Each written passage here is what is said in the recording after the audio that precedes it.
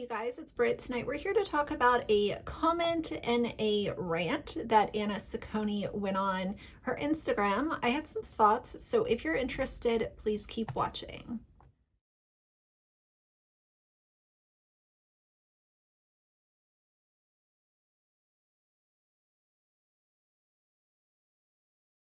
All right, you guys, so heads up, I do apologize if you can hear any panting in the background. Axel is here in his bed, and it's his house and I'm just lucky enough to live here. So hopefully you can't hear it. If you can a little bit, I do apologize, but hopefully he's far enough away. He's kind of over there in the corner, but he is content and doing what he loves to do.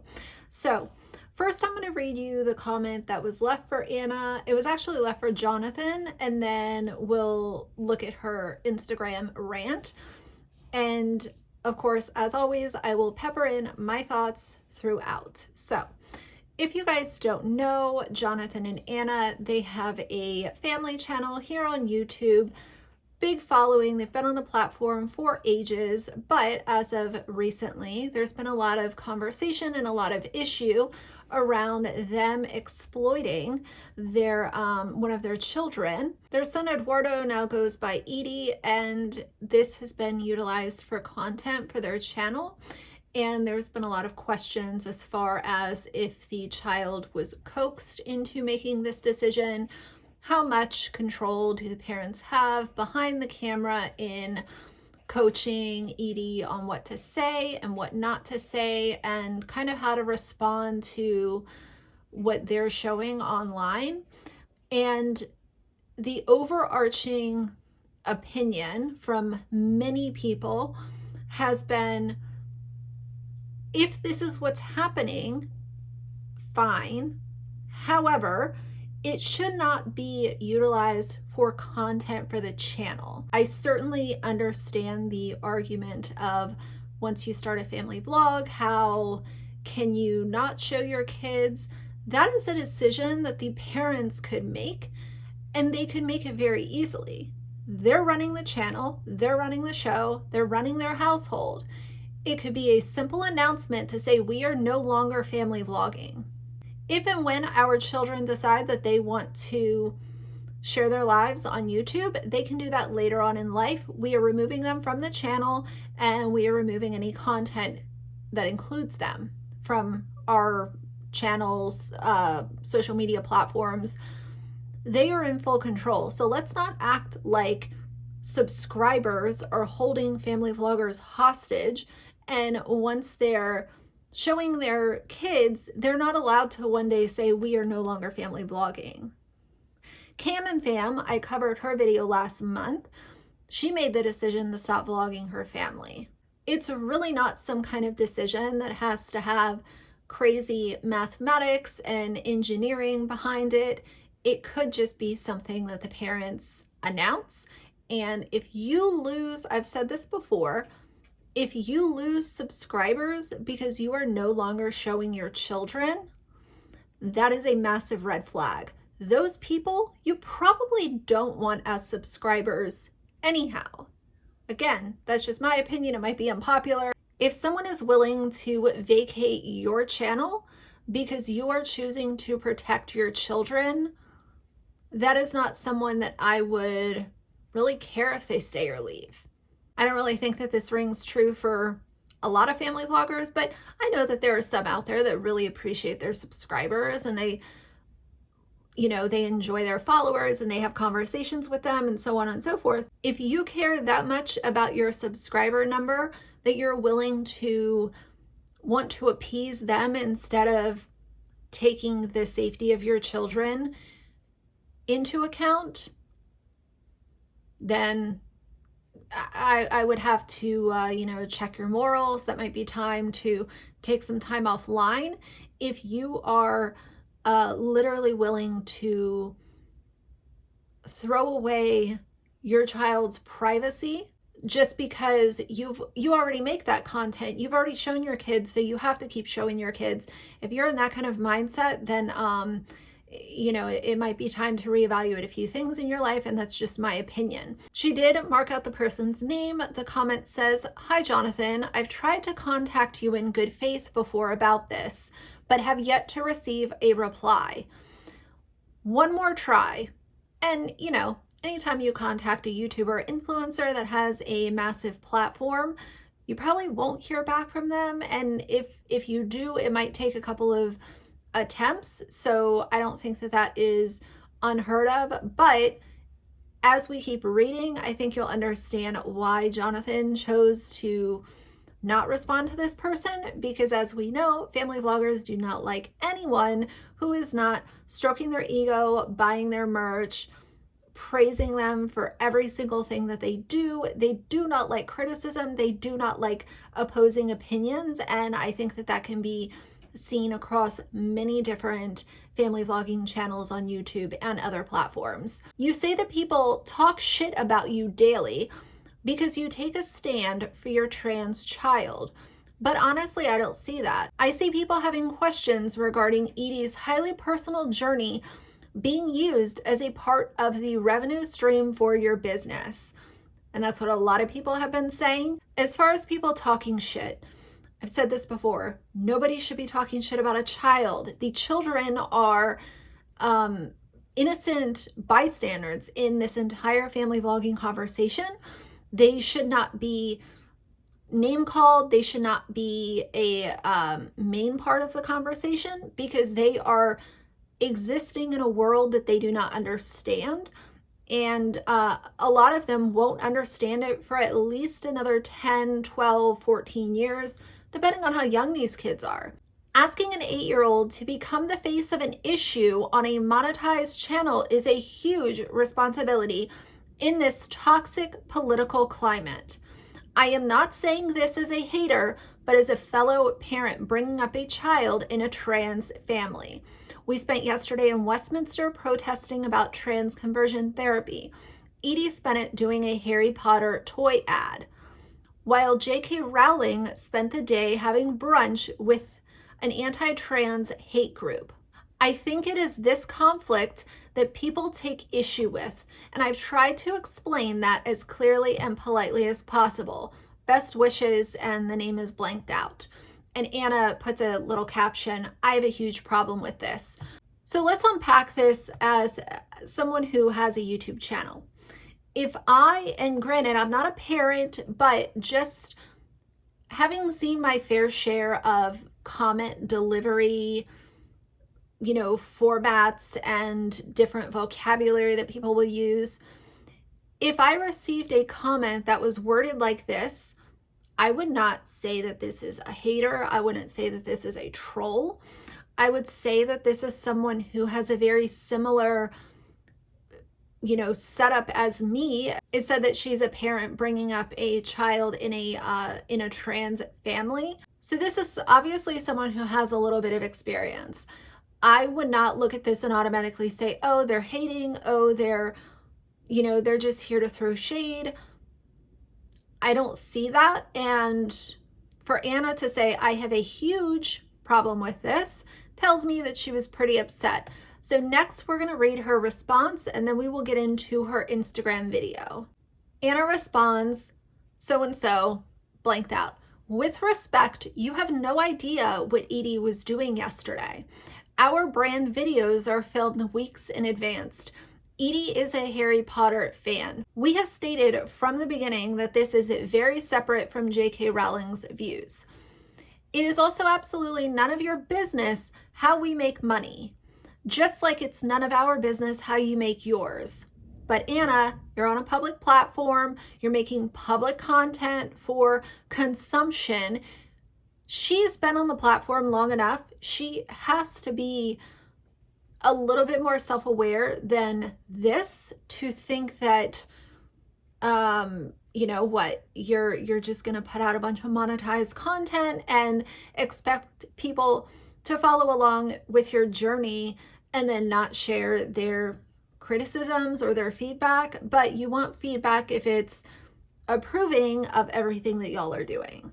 She goes on to say, if you're a fellow trans parent, what would be great is to see some solidarity rather than picking apart how we choose to parent. Every child is different. Every parenting style is different. We respect yours. Why can't you respect ours?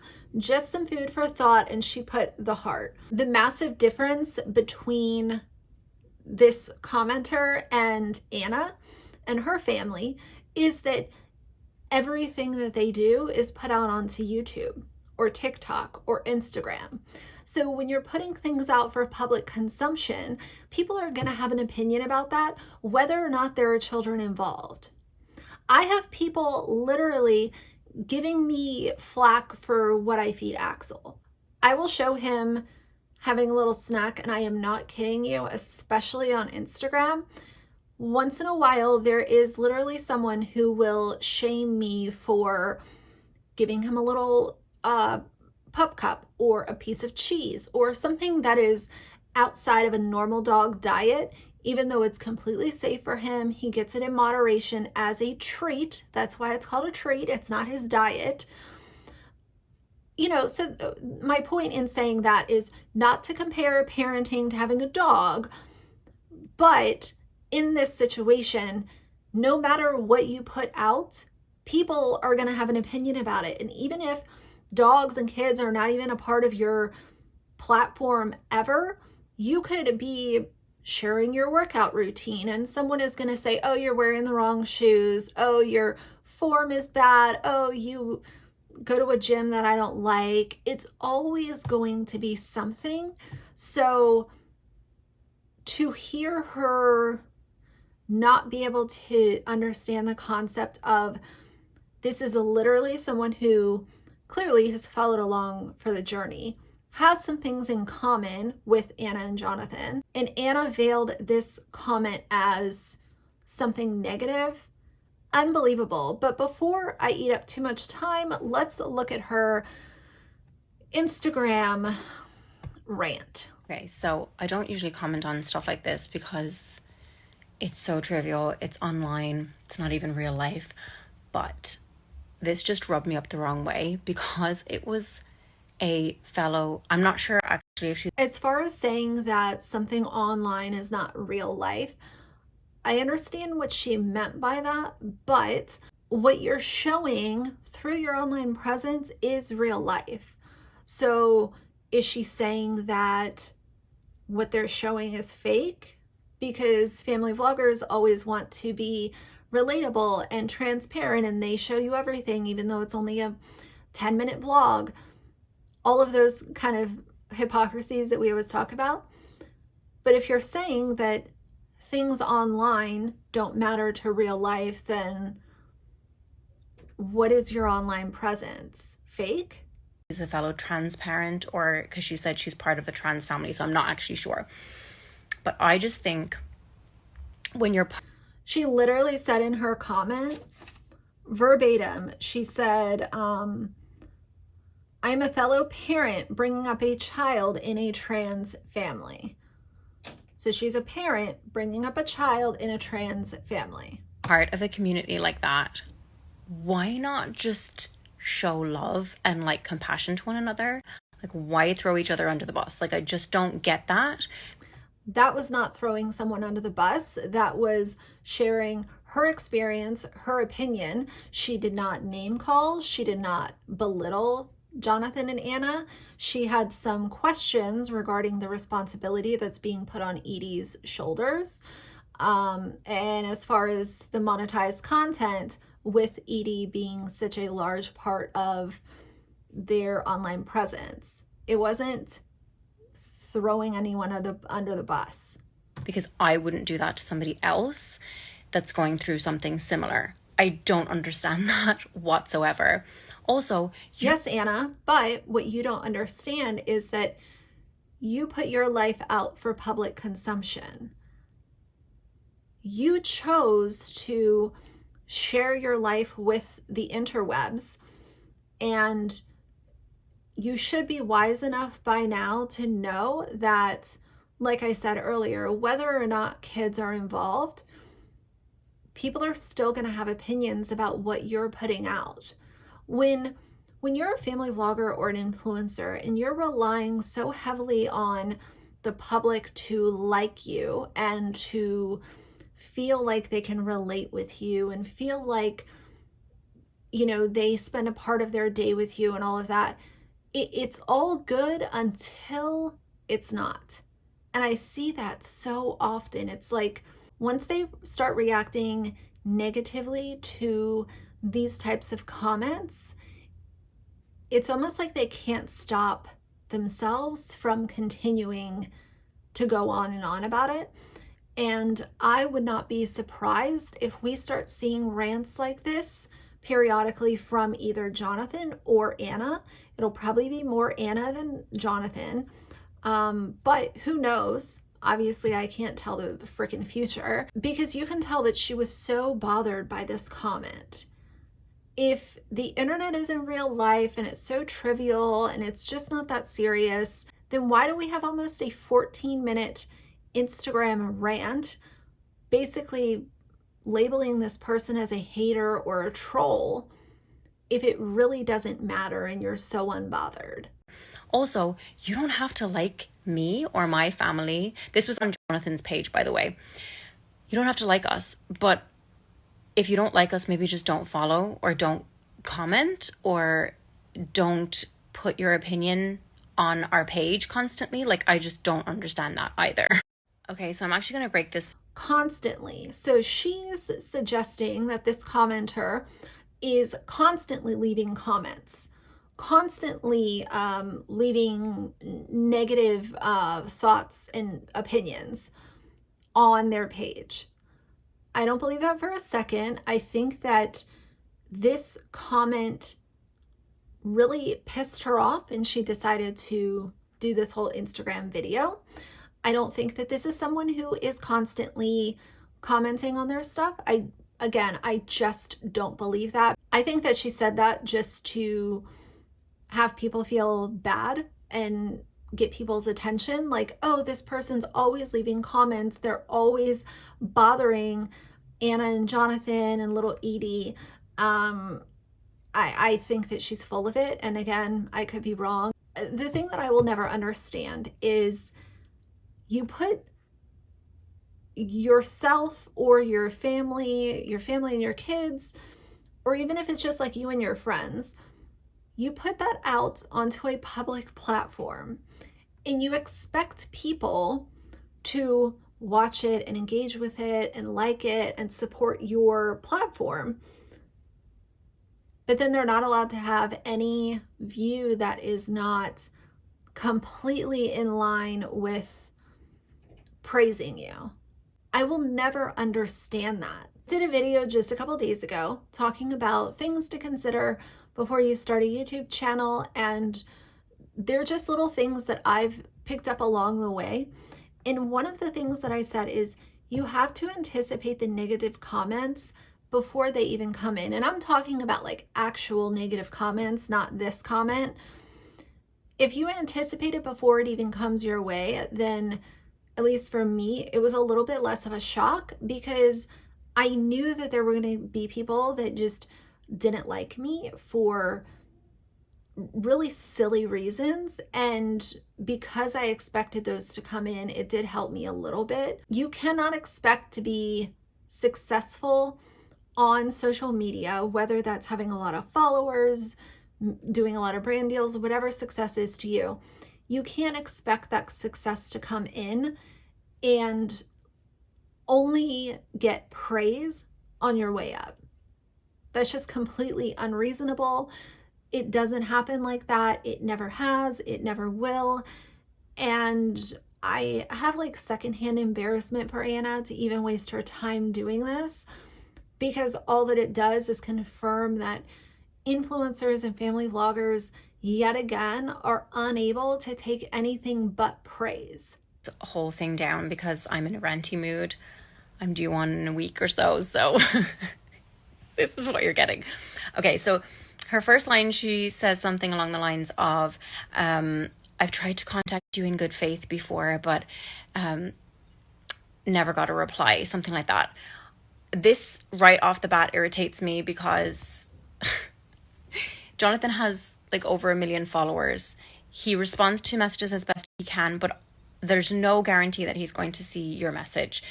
The entitlement in that first line just pisses me off because he does his best, but there's no guarantee. And it's nothing to do with you if he hasn't seen or responded to your message. That annoyed me. I don't know why she's so annoyed. All that the person said was, I've tried to contact you in good faith, but have yet to receive a reply. One more try. That's not super defensive. It's not, coming in hot. I don't understand what in that pissed her off so much. Again, maybe I'm missing something, but yes, we know that Jonathan has a lot of followers, but you also heavily rely upon those followers to maintain your online presence, your popularity. You need those people to keep you guys afloat, to care. Your business and your attitude and your presence and the way that you interact with your subscribers is your business model. You are an influencer, so your job is to connect with your followers and, I don't know, respond to an email once in a while. It's really not that much to ask. These followers literally build these YouTubers up, and then the YouTuber starts making money, gets a little fame, and it's all downhill from there. But like I said early on, in my opinion, I think that Jonathan did see the email and just chose to ignore it because, what do we say again? Influencers don't like anything that is not stroking their ego. Like, first off, that irritates. Then she has the audacity to say, you say that people shit about you daily because you take a stand for your trans child. And she actually tries to say that that's not the case. I'm sorry. Are you living in our shoes? Like, do you see what we see? No, you have no idea. You have no idea what people are going through. That is Jonathan's truth. That is also my truth. Well, that's half my truth. That's why I don't really talk about the trans thing as much, and I'm not as vocal. And I'm sure that there are some nasty people who leave comments and send nasty messages, like actual nasty messages. I'm sure that those are out there because we talk about this all the time. There are people who get a rise out of sending a really nasty message and receiving attention from that YouTuber or influencer. They love that. They thrive on that kind of stuff. So I'm sure that it happens, but this occurs so often with these internet personas where you say that you get so much hate, and while I think it exists, especially for big platforms and family vloggers, it's probably such a small percentage of people. They just veil everything as, oh, we receive so much negativity and hate, when it might be 0.5% of the engagement that they receive is actually nasty, and there might be a 10 or 11% chunk of that that's just people who have issue or a different viewpoint. And instead of segregating those, we saw this with Love Meg, call them all haters and just ignore everything because we have so many haters. About it because I know that people shit all over me if I do, and I don't want that kind of negative attention in my life, whereas Jonathan just doesn't care. I wish I were more like him, but I'm not strong enough, so I don't want all over my child, so I don't really mention it as much. But the fact that this person is trying to say that this is not Jonathan's reality without living in his shoes is absolutely insane to me. Then she says that she sees Edie's highly personal journey being used as a revenue stream on our channels. Okay. That's because it is. There's no refuting that.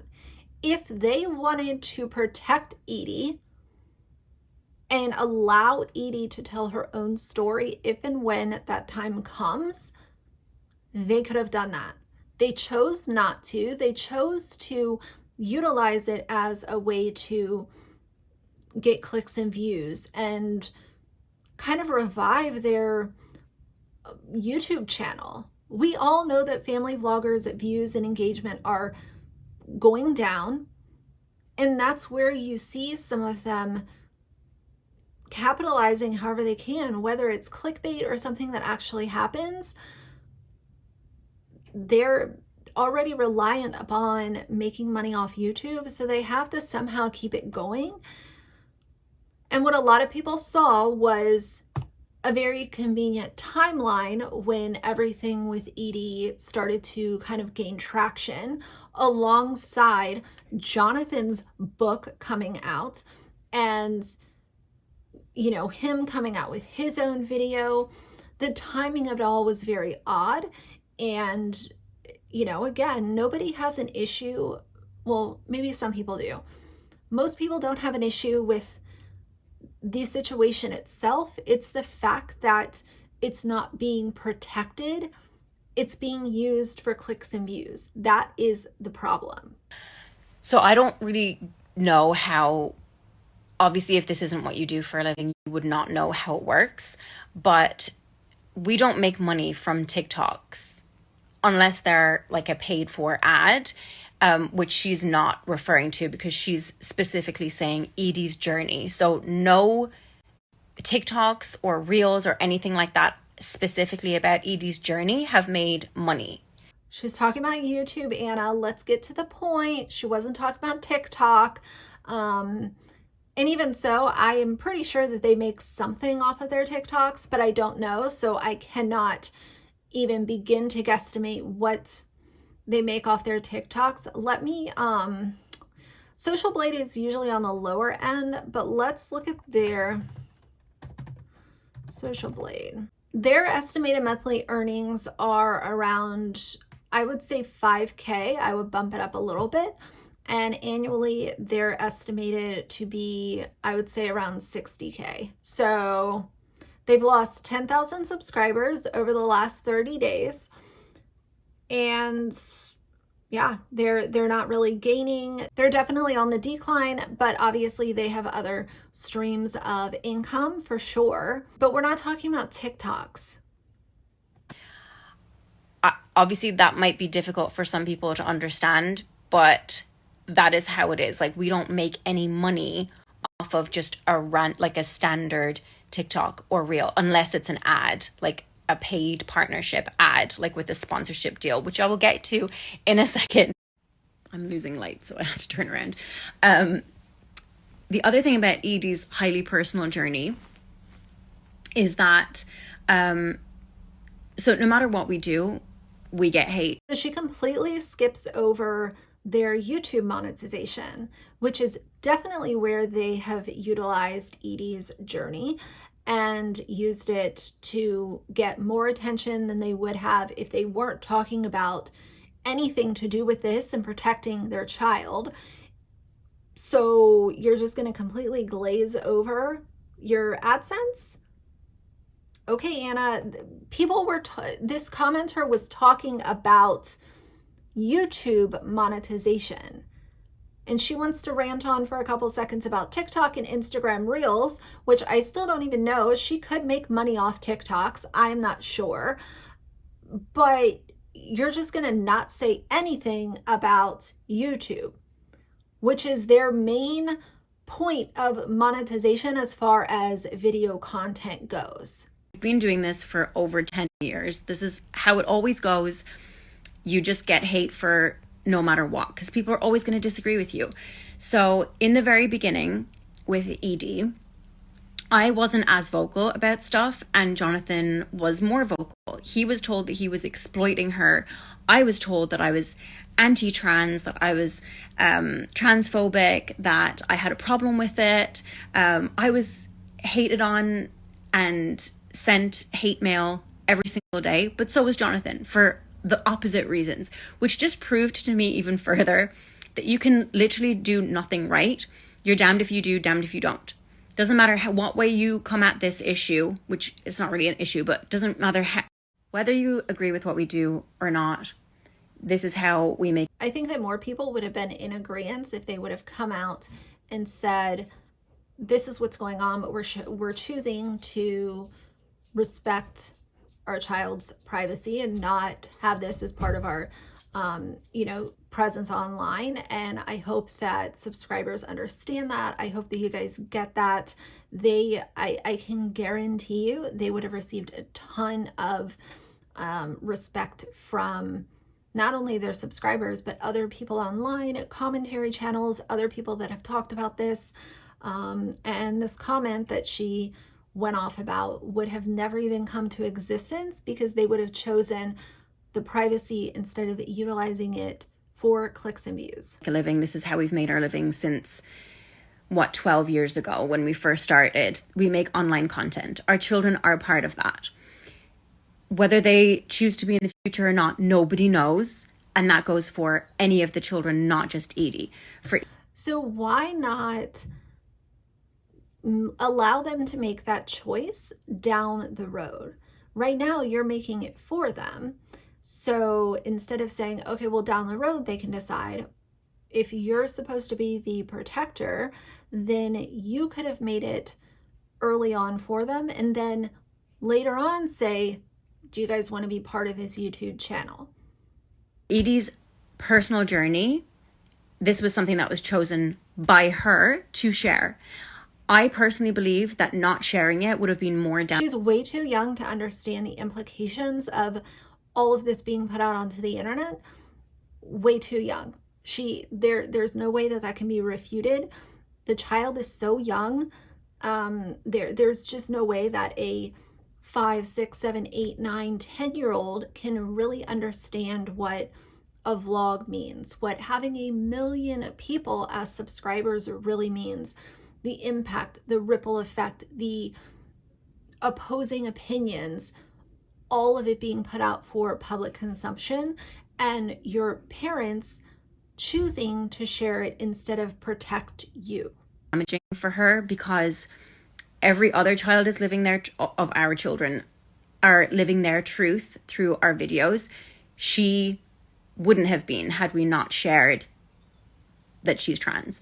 So, well, Anna, if you would have chosen to protect your kids instead of putting them all out onto the internet, then this wouldn't have been an issue of, oh, well, some of the kids are on the channel, some aren't, so on and so forth, because the idea of protecting them would have come so early on. It wouldn't have even been something that you have to fumble with. That's how I see it. I don't see it from an exploitative lens because no money has ever been made from her sharing her story. What about YouTube? So again, what she's doing is completely ignoring their YouTube monetization. And there's absolutely been income made by the videos that they've done showing Edie. The name change reveal, everything leading up to that. Anna did like a hair tutorial. There have been many videos sharing Edie. They have been monetized. So there has been money made, and she doesn't see it through an exploitive lens because they're the mom and dad. They're the ones that have been able to benefit off of this lifestyle. And I know that the kids, people often make the argument of, oh, the kids are living a really good life. They're really happy. Any child would want to live that life if they had the choice. But we don't know how these kids truly feel. How do we know how they truly feel? How are we going to know the impact 10 years from now that sharing Edie's story might have? We don't know. And if you're gonna, take a gamble with anything, most parents would always choose the safer route. And the safer route would be, don't have your kids all over the fucking internet. If you're talking about an ad or a sponsored video, that's a completely different thing. The Harry Potter video that woman brought up, which incidentally, Edie did not spend that particular day making that video, which I thought was just a thing to say. Like, we spent yesterday campaigning for, anti-conversion therapy while Edie spent it making a Harry Potter ad. Like, seriously, I could say something really nasty right now. I won't, but like, that's how I feel. Are you kidding me? Get off your self-righteous high horse. Honestly. Anyway, that's all I'm going to say about that, because I could go down a really dark path, but I won't. But the Harry Potter video, which was filmed like weeks ago also, is an ad. Yes, you are absolutely right. We got paid for that. That has nothing. But an ad and a monetized video are two different things. She's choosing to ignore the YouTube monetization part of this conversation, which is where most of their income comes from. The Instagram ads and sponsored posts and stuff, yeah, that is part of sharing Edie's story. But let's focus on the biggest moneymaker, which is the YouTube part of showing Edie to the world. Nothing to do with the fact that Edie's trans or not trans. None of our ads have anything to do with that. And, ads that we make, that's how we make money. Yes, our children are a part of that, but willingly. Like, they're not forced to do anything that they don't want to do. But this is a question that I've had for a long time with family vloggers. There's a difference between being coaxed or being bribed and being forced. They always say, the kids aren't forced. They're not forced to do anything. Okay, they're probably not like physically forced to be in a video, but if you're bribing them with, we can go get ice cream, or you can have this candy if you do the thumbnail this way, or do this little clip and we'll go to the toy store. Like, there are ways that children can be coaxed, and it's not being forced, but they are being coaxed to act a certain way. We saw that with Jessica Ballinger doing that to Bailey, who is their oldest child. But when Bailey was young, Jessica was trying to get this clip for the vlog, and she was coaching her on what to say and what she needed for that clip of the vlog. So these family vlogs are not always just, it's like a lens into someone's home and they're, just doing what everyone else does. That's not it. And, I think that most of us know that by now. But I hate when they say, they're not forced. Well, of course they're not. They might not be forced, but you can absolutely bribe children and not be forcing them. If they want to be a part of something that benefits them, I mean, it's the same as child actors, child models. It's not the same as child actors. Child actors, and I have a whole nother video planned on this, so I will not ramble for very long, but this is really important because I've heard this argument a lot. The difference between child actors, child models versus YouTube kids is that there is a law put in place. It's called the Coogan Act, and that protects child actors so that the parents don't blow all the money. There are rules put in place to say how long the child can work each day. It makes sure that the child is still getting an education. Child cannot spend a certain amount of time on a set. They have to have, breaks and all of this stuff. It's very detailed, and it's there to protect the children.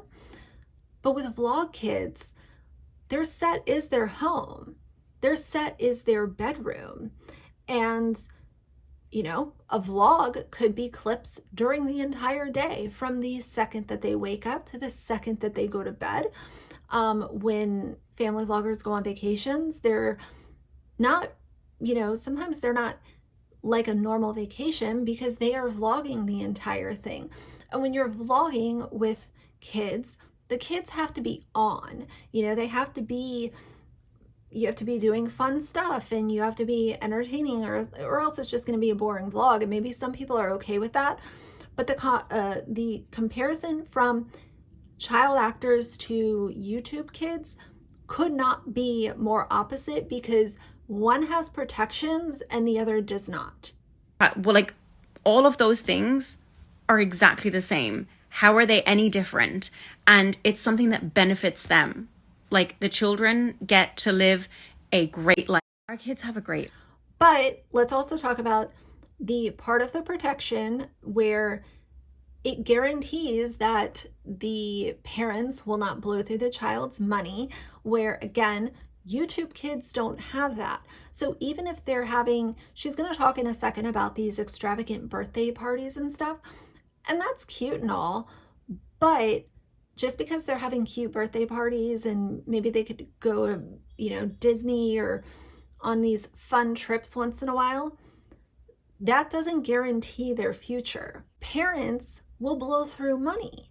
And even if you're showing this fun lifestyle where your kids are taken care of financially right now, there is nothing put in place to say, okay, y'all as the parents are not allowed to spend, this percentage of this income because it's going to be put in an account that is under lock and key until your children are 18. Life, okay, they're happy, they're well fed, they're very well fed. I made a killer lasagna tonight. They go to a great school, they're very well fed. You made a killer lasagna. Anna, that is your responsibility as a parent to feed your children. I know that there's some extra stuff that comes along too, but to have them in a house and give them food, those are literally your parental responsibilities. Don't make it seem like you're, over here doing the most because your kids had lasagna. great school, they have amazing friends, they get thrown incredible birthday parties. But all jokes aside, and kids have to be in school. That again is part of being a parent. You have your kids in school, you make sure that they're dressed, sheltered, and fed. And I mean, come on. totally aside from any material stuff, because I don't actually believe that has anything to do with children's happiness. I think it's more so the fact that they get their mom and dad every single day, like 24/7. We're at home. And the only reason we're both able to be at home from birth is because of the jobs that we do. So I'm eternally grateful for our jobs for that reason. I think she knows that security of them being at home all the time would absolutely dwindle if she took the kids off the channel. it has a huge role to play in our kids' happiness that both their parents have been there for them from the beginning. And both of us are so close to all four of our children, and no one can take that away from us. I think one of the main things and the best things that I've learned from this whole experience is that if you have nothing nice to say, just don't say it at all. And also, everybody's entitled to an opinion. Everyone has opinions about things. I have so many opinions about things. So everyone has an opinion and they're entitled to that, but you're just not entitled to share it on their platform. That I just don't voice all the time because I just don't feel the need to add to the noise. And I'll just keep it to myself. But a lot of people don't operate from in that way, and they just feel the need to give an opinion about something even if they've never experienced anything like that themselves. But she was giving an experienced point of view. She said it in her own comment, so she did have some experience, and you can't tell people that they just need to keep their opinions to themselves.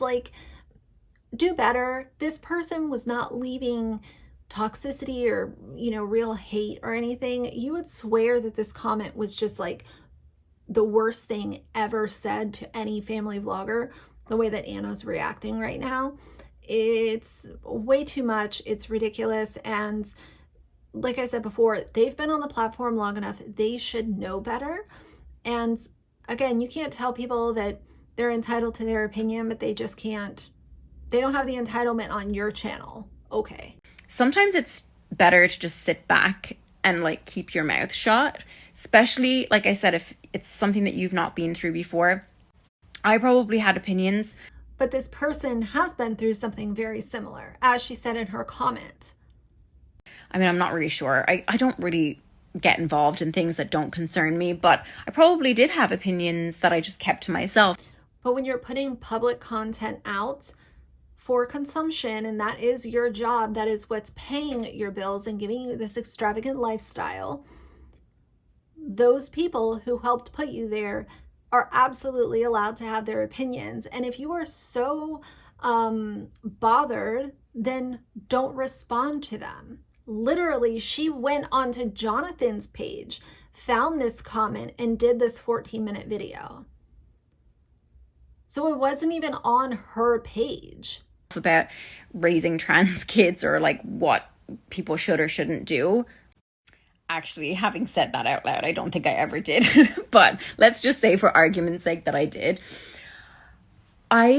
Before having a trans child myself, I had no idea. And I'm not saying this as a hater, but as a fellow parent bringing up a child in a trans family. So she does have the experience. She is living this. She, this is part of her life. And this is not a negative comment. Not just that, but before having ED, like every child is different. How can you judge? Like, how can you judge before you have that specific child? And that's why I've always been against judging other mums, because every child is different. Every parenting style is different. But judging and having a little bit of a different opinion are two completely different things. And again, vloggers and influencers really need to, they need to do better at being able to segregate who's actually like leaving this comment because they don't like me versus someone who has a little bit of a different viewpoint. Those are massively different, and it just seems like you all get lumped into the same group and you're a hater. Sorry guys, you're a hater, Like I said to that woman, I was so disappointed by her comment. Guys, I was so disappointed because she said that she came from a trans family, where whether she means she has a trans child or she's trans, I'm not really sure. She said she has a trans child. She said she's a parent. Maybe Anna should have reread that comment and jumped off her high horse for this video.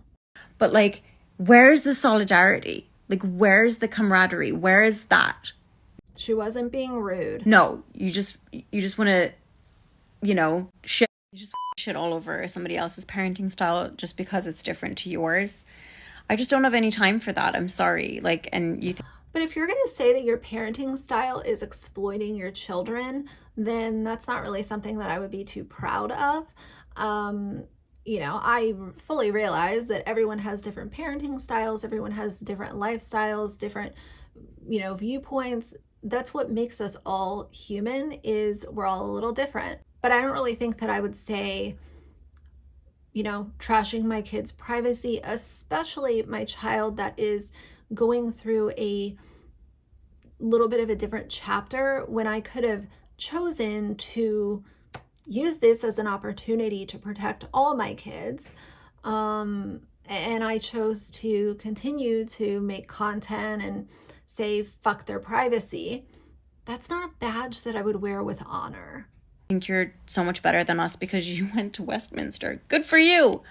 Good for you. I am so happy that you did that and that you feel fulfilled from doing that.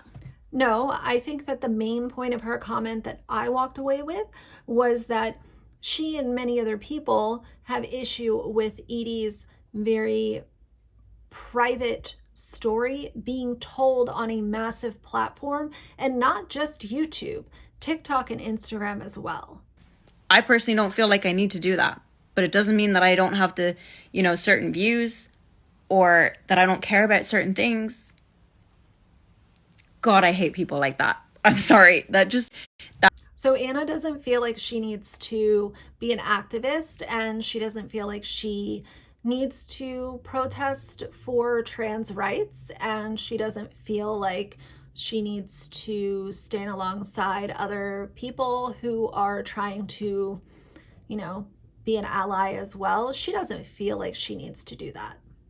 I heard her loud and clear. I got it. Okay.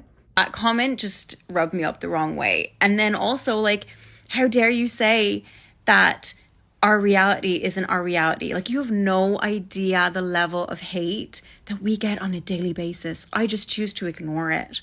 I just choose to, on a 99.9% of the time, ignore people like you. But But she wasn't hateful. Again, I don't mean to sound like a broken record, but it's so frustrating to have this person's comment veiled as like some hateful, evil little troll when all that she was doing was echoing things that I've said, and many other commenters have had the same issue. I'm going to address it. I'm not going to address it again for a very long time after this. This is my rant. This is my premenstrual rant. There you go. Also, I just want to say for the record, and how she says, oh, ignore people like you. Again, I could understand if this person was actually out of line, but she wasn't. Because I feel like this doesn't get said enough. Because I'm not ranty enough and I don't usually do this, but like Jonathan is a fucking amazing dad. Like he is the best dad. I'm going to get emotional. He is the best dad. And I can say that because I had a pretty good dad. But Jonathan is like the top. Like the top. He would do anything for his children. Except for choose their privacy over exploitation. And you guys know how I feel. I don't go out of my way to parent shame or get really nasty with like calling people like bad parents, you know, unless you're really doing something bad. But, you know, as far as her wanting to say, oh, well, Jonathan is the best dad, in my opinion, that is not a title that can be given to someone who would share the types of things that they're sharing about Edie on such a public platform. Those two just don't coexist for me, and maybe that's a me thing, and I'm okay with that. But the best parents are always thinking about protection, privacy. You know, those two really go hand in hand when it comes to what I consider the best parents to be. Any trolls or people that come to his page to, you know, about him or to leave hateful comments, maybe read his book. Like maybe read his, have you read his book? Or did you just leave a nasty review on Amazon even though you didn't even purchase it? Maybe read his book and then decide what to do or decide how you're going to present yourself on his. I love how she used this rant as a way to also advertise his book. You know, I don't think that anyone necessarily has to read his book to come up with a conclusion of why sharing Edie's story is a problem. Jonathan and Edie are supposed to be two different people, two different entities. So reading his book doesn't take away from Edie's story being publicized. It doesn't discount that part. Page and his content. I don't know. I'm so done with people shitty comments like that when they wouldn't have the balls to say it in real life. And you can say that you would all you like. I've never had anyone say the stuff that's said to us online in real life ever. And I've met trolls. Like I once. So anyway, she tells this little story at the end about a troll that they met in the airport and whatever. So again, at the end of the video, she is calling this person a troll, and I just think that's completely unfair. So will family vloggers ever learn the difference between haters and trolls versus people with a little bit of a different opinion? Maybe not. It might be just an age-old question that we're always asking.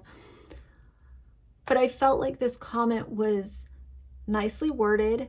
It didn't, like I said, it didn't come in hot. It didn't have name calling or bashing or anything like that. And Anna took the opportunity to really just show her ass, because I think that that's what she did in this video. And if this train continues on the track that it's on, I think that we're going to continue to see dips in their subscribers, because we're just at the point where people are recognizing that just because you watch a family vlogging channel for a year or 3 years or 5 years, if you don't like who they've become and what they're doing, you don't owe them your time. You don't owe them your subscription, because I can guarantee you that there are 10 other YouTubers out there that make better content. They're probably a lot more consistent than these family vloggers are, and they're a lot less entitled. So why would you not want to give your subscription to that person and hope that they don't turn out to be a shithead? You know, there's no guarantees or anything, but